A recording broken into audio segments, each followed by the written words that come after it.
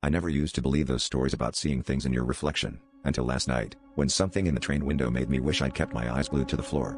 It's not just that I saw my own face, distorted by the glass and the city lights streaking by, it was that, for a split second, I saw another face behind mine, grinning wide enough to split skin. I told myself it was just a trick of the glass, maybe someone sitting behind me, even though the carriage was almost empty.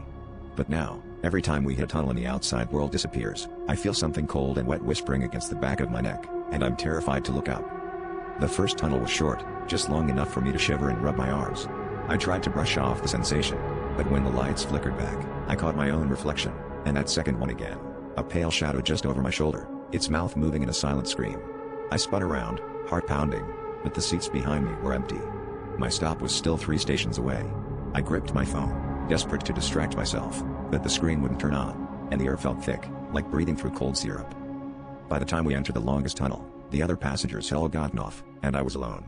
The lights inside the carriage sputtered and died, plunging everything into black. I heard it breathing, raspy, unnatural, and felt the unmistakable pressure of fingers brushing my hair aside. Paralyzed, I waited, counting down the seconds until the train emerged into the city lights, praying for the relief of fluorescent safety. My pulse thundered in my ears, drowning out the sound of my own ragged breaths. When the lights finally blinked on, I dared myself to look at the window.